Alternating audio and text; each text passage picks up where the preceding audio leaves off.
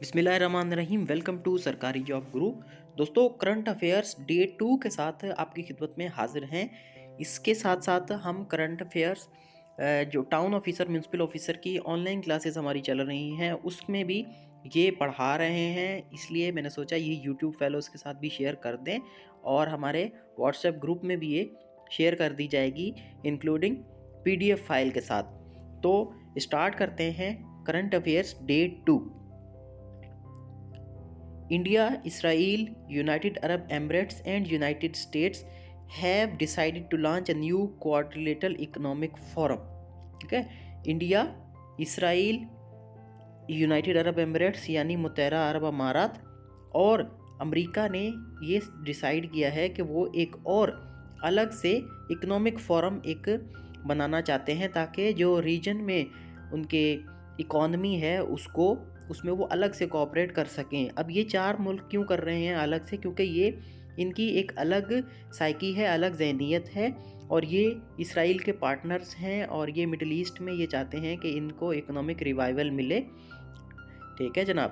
तो ये चारों मुल्क India, Israel, United Arab Emirates और यूनाइटेड स्टेट्स ये एक ही मेंटालिटी के हैं और इनके जो रीजनल एम्बिशंस हैं या रीजनल इनकी जो स्ट्रेटजिक गोल्स हैं वो एक दूसरे से मिलते जुलते हैं। तो इसलिए इन चारों ने सोचा है कि एक अलग से इकोनॉमिक फोरम बनाया जाए।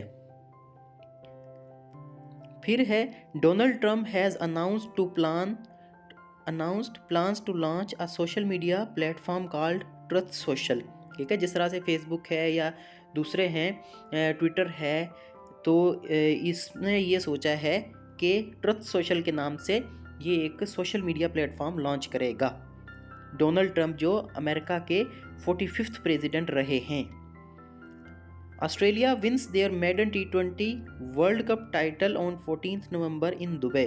ठीक है, वर्ल्ड T20 जो अभी ऑस्ट्रेलिया ने जीता है क्रिकेट का, ये उनका पहला T20 टाइटल है जो उन्होंने जीता। इससे पहले उन्होंने वनडे इंटरनेशनल 50 ओवर के गेम में तो जीते हुए हैं बहुत सारे, लेकिन ये उनका T20 में पहला था। They defeated New Zealand in their final by 8 wickets. अब इसमें 3 MCQs आपके कवर हो रहे हैं कि एक तो T20 वर्ल्ड कप किसने जीता, वो ऑस्ट्रेलिया ने जीता। दूसरा, वो कहाँ पर हुआ था, वो दुबई में हुआ था। वो किसके खिलाफ हुआ था, वो न्यूजीलैंड के, और उन्होंने 8 विकेटों से ये जीता था। तो ये जो है ना इसके मेन MCQs हो सकते हैं। इसके अलावा आप और भी देख सकते हैं कि मैन ऑफ दी सीरीज़ जो मैन ऑफ दी जो कप जो भी है वो कौन है, वो डेविड वार्नर को मिला। ठीक है, और इस तरह जो है ना मैन ऑफ दी या बेस्ट बॉलर कौन सा था वो भी आप उसका MCQs निकाल सकते हैं। और सबसे ज़्यादा रन्स किसने बनाए वो भी एक MCQs बन सकता है। तो ये चीज़ें हैं इसमें, इस तरह से आपने इसको नोट करना होता है। World health organization has classified the new कोविड-19 वेरिएंट। ये जो न्यू कोविड-19 वेरिएंट निकला है ओमिक्रॉन के नाम से, इसको जो है ना वो क्लासीफाई किया है। और ये इसकी वेरिएंट की आप ID भी देख सकते हैं B.1.1529। ठीक है जनाब। और जो कि फर्स्ट रिपोर्ट हुआ था कहाँ पर, साउथ अफ्रीका से। साउथ अफ्रीकन वेरिएंट भी इसको कह देते हैं कोविड का, 24 नवंबर 2021। इसके साथ अगर आप ये अपना कहें कि ये MCQs मैं कहाँ से निकालता हूँ या ये जो करंट अफेयर के MCQs कहाँ से निकालता हूँ, तो वो मैगज़ीन भी मैं आपके साथ शेयर कर दूँगा।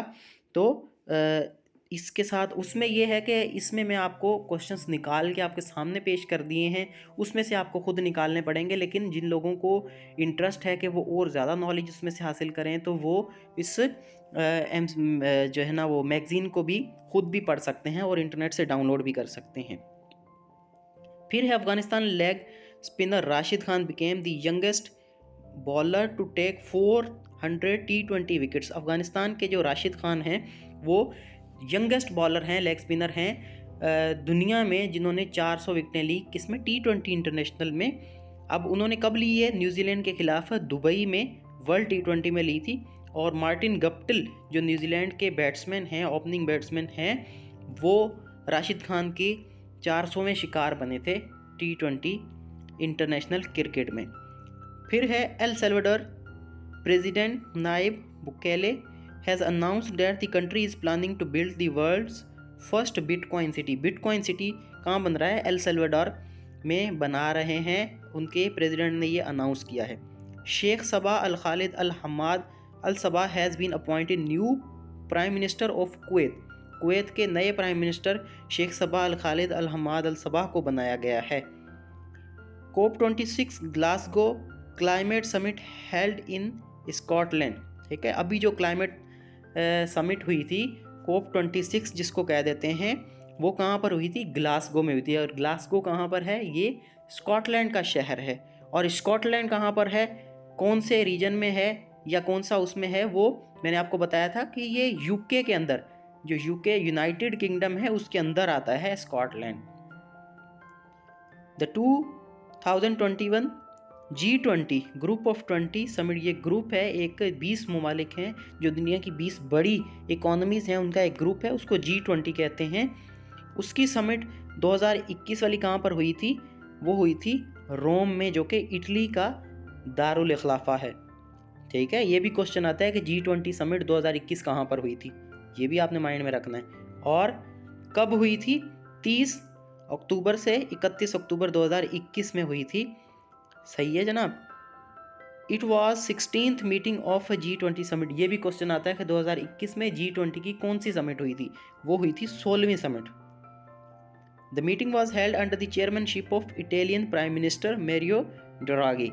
ठीक है, और उसका चेयरमैन कौन था? ज़ाहिर है जिस मुल्क में होती है वो इसका चेयरमैन या चेयरपर्सन होता है, लेकिन कभी कभी ये भी हो जाता है कि मीटिंग कहीं और हो रही होती है, यानी वेन्यू कोई और डिसाइड कर लेते हैं, लेकिन चेयरमैनशिप जो है ना वो घूमती रहती है। फिर है South Korea is soon to get the world's first floating city. ठीक है, और वो फ्लोटिंग सिटी का क्या मतलब है? जो पानी के ऊपर तैर रहा होता है। ठीक है, to deal with problems of flood due to rising sea level. अब आपने देखा होगा ग्लोबल वार्मिंग, ये एक बहुत बड़ा मसला चल रहा है, जिसकी वजह से बर्फ़ बहुत ज़्यादा पिघल रही है और सी लेवल जो है ना वो राइज़ कर रहा है, समंदर का पानी बहुत ज़्यादा बढ़ रहा है। और वो काफ़ी ऐसे ममालिक हैं, जैसे इंडोनेशिया का कैपिटल है, वो भी अपना कैपिटल मूव करना चाह रहे हैं, तो वो पानी में बहुत ज़्यादा डूब रहे हैं ये। तो इसलिए इन्होंने, साउथ कोरिया ने प्लान किया है कि एक फ्लोटिंग सिटी वो बनाएंगे। ठीक है, फ्लोटिंग सिटी का मतलब ये है कि वो पानी से हमेशा ऊपर रहेगा, पानी से वो डूबेगा नहीं या पानी उसके ऊपर नहीं आएगा। तो ये एक कॉन्सेप्ट है, मज़ीद आप इसके ऊपर गूगल में सर्च कर सकते हैं। World diabetes day is observed on 14 November every year. ठीक है, डायबिटीज़ डे 14 नवंबर हर साल में मनाया जाता है। इसके बाद भी जो है ना वो काफ़ी मैं डेज़ नेक्स्ट वीडियो में लेकर आऊँगा कि इंटरनेशनल डेज़ कौन से हैं मशहूर, जो जो क्वेश्चन में आ सकते हैं। तो ये इंटरनेशनल के साथ हमने डील किया। अभी आ जाते हैं नेशनल, यानी पाकिस्तान के करंट अफेयर्स जो भी हैं वो आपको बता देते हैं। अच्छा, इसमें कुछ लोग ये कहेंगे कि सर ये तो आप नवंबर का बता रहे हैं या दिसंबर का बता रहे हैं या जनवरी के जो पुराने हैं वो बता रहे हैं। तो एक बात मैं आपको ये बता दूं कि करंट अफेयर में सवाल ऐसे नहीं आता कि आज की खबर कौन सी है। ठीक है, ऐसे तो वैसे अखबार हमने पढ़ा आज सुबह में, तो ऐसे तो बहुत सारी खबरें थी, लेकिन जो चीज़ क्वेश्चन में आ सकती है, MCQs में आ सकती है, वो हम यहाँ पर डिस्कस करेंगे। ठीक है, हम ये नहीं डिस्कस करेंगे कि भाई आज मिनी बजट पेश हो गया है, आज मिनी बजट पे ये डिबेट हुई है, या आज सेनेट में ये बिल पेश हो गया, इसके ऊपर सवाल नहीं आता। करंट अफेयर का मतलब ये होता है, वो काफ़ी जगह पे सिलेबस में भी लिखा होता है कि 2000 पिछले एक साल में या पिछले 2 सालों में जो भी डेवलपमेंट्स हुई हैं वो कहलाती हैं करंट अफेयर्स। ठीक है, मिसाल के तौर पे अभी अमेरिका का प्रेसिडेंट कौन सा है, ठीक है, या पाकिस्तान का एम्बेसडर कौन सा है, ये हम आज के वीडियो में करेंगे आगे। तो ये होते हैं करंट अफेयर, यानी पिछले 1-1.5 साल की जो भी डेवलपमेंट्स हैं वो होती हैं। तो ऐसे नहीं है कि सिर्फ आज का या 2-3 दिन पहले की जो खबर है वो आएगी करंट अफेयर में। ये करंट अफेयर होता है, लेकिन हमने देखना है कि हमारे सिलेबस के हिसाब से कौन सी लेटेस्ट डेवलपमेंट है जो कि टच कर सकती है हमारे पेपर को, तो हम वो इसमें लेकर आते हैं। फिर है Islamic finance news.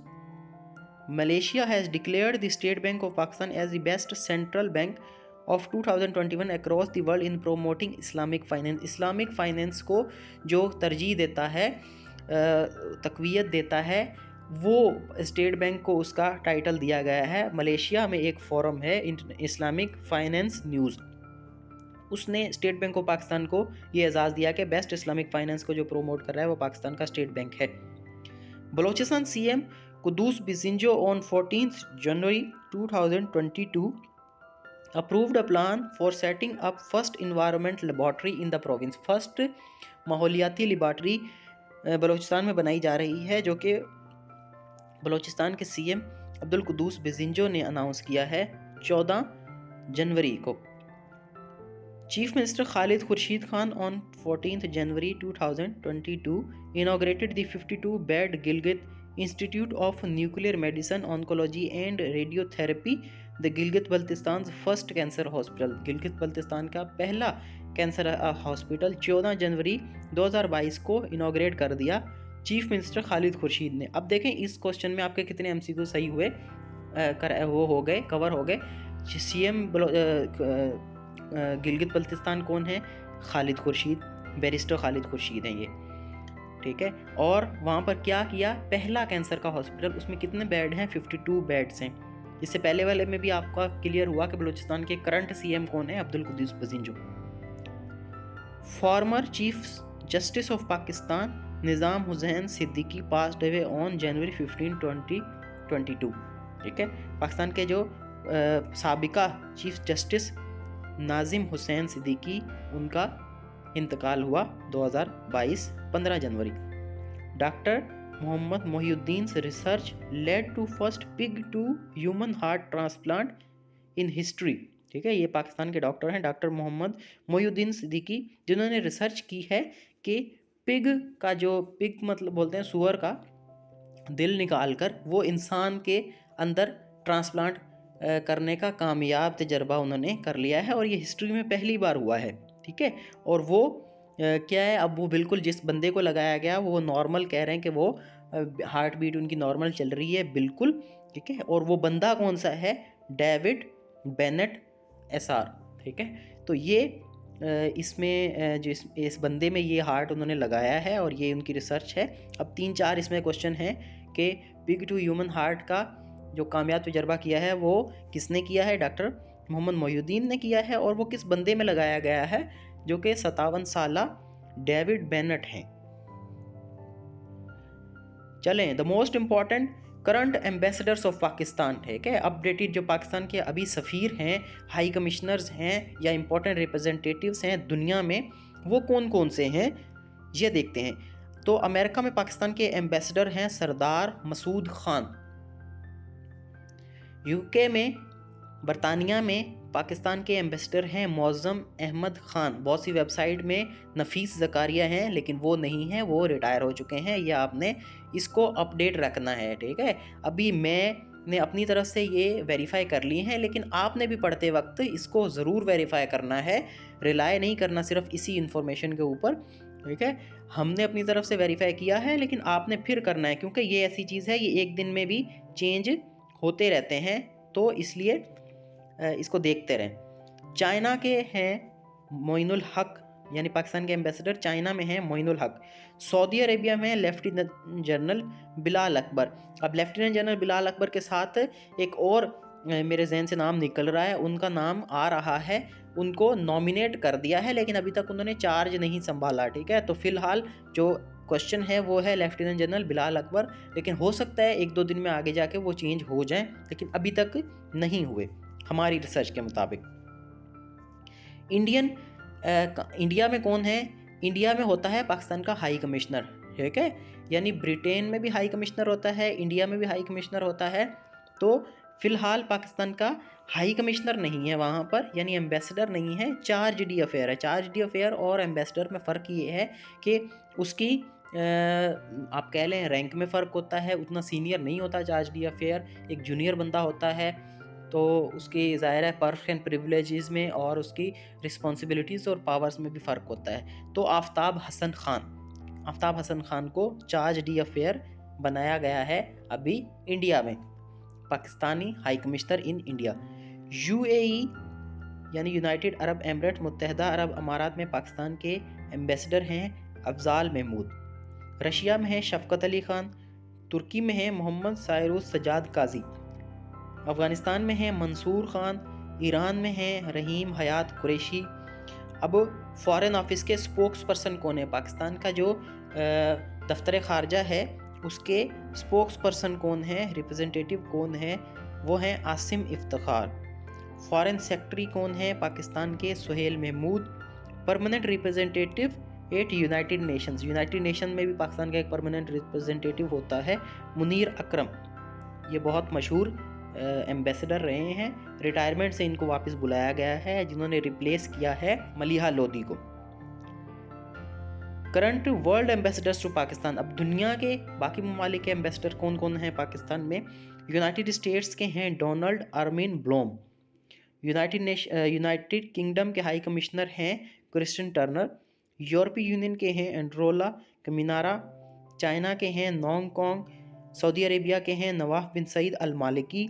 Indian high commissioner vacant है यहाँ पर, ठीक है। अभी इंडिया के साथ पाकिस्तान के रिलेशंस अप्स एंड डाउन्स में हैं, इसलिए इंडियन हाई कमिश्नर यहाँ पर या एम्बेसडर इंडिया का फ़िलहाल पाकिस्तान में नहीं है, ठीक है। उन्होंने नॉमिनेट किया है या नहीं किया ये भी आप देखेंगे, लेकिन फ़िलहाल पोजीशन वैकेंट है। उनकी वेबसाइट पे जाएंगे ना, Indian high commissioner to Pakistan, तो वहाँ पर वैकेंट लिखा हुआ आएगा, अभी नहीं है। इसीलिए मैंने आपको कहा था कि पाकिस्तान का चार्ज डी अफेयर है, वहाँ पर एम्बेसडर फुल एम्बेसडर नहीं है।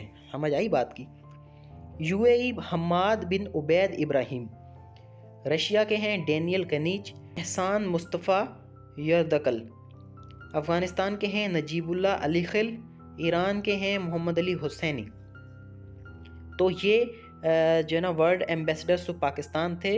ये आप देख सकते हैं अपनी स्क्रीन के ऊपर के क्रैश कोर्स भी ज्वाइन कर सकते हैं आप म्युनिसिपल ऑफिसर और टाउन ऑफिसर का विया जूम, ठीक है, जिसमें हम क्लियर करेंगे, कवर करेंगे general English, general knowledge, current affairs, Pakistan affairs और एवरीडे साइंस। और ये क्रैश कोर्स का मतलब ये है कि इसमें इतना ज़्यादा डिटेल में आपको ये नहीं होगा, ये बिल्कुल टू द पॉइंट होगा जैसे सिलेबस है। और जितने दिन बचे हैं तो ये पूरे सिलेबस को कुछ ही दिनों में हम कवर कर जाएंगे और टू द पॉइंट इसको कराएंगे। जिस तरह से हमने अपने गेस्ट पेपर्स बनाए हैं, इसी तरह इस क्लास में भी टू द पॉइंट कवर किया जाएगा ये सारे सिलेबस को, और इंशाल्लाह ये आपके टेस्ट को अच्छे से कवर कर जाएगा और आप अच्छी तैयारी कर लेंगे इस टेस्ट की। इसके अलावा टाउन ऑफिसर और म्युनिसिपल ऑफिसर के गेस्ट पेपर की बुक भी है, वो भी बहुत से लोगों ने ख़रीद ली है, तो वो भी अपनी बुक से भी तैयारी कर सकते हैं। वो अगर मज़ीद चाहते हैं कि अपनी गाइडेंस के लिए, तो वो हमारा ऑनलाइन सेशन भी ज्वाइन कर सकते हैं विया जूम। और ये जो नंबर दिया गया है स्क्रीन पर आ रहा है आपके पास से, इसके थ्रू आप मज़ीद डिटेल्स ले सकते हैं कि क्लासेस की क्या टाइमिंग है और क्या इसके चार्जेस हैं और किस तरह से आप क्लास ज्वाइन कर सकते हैं। तो stay connected with all our social media platforms. Thank you.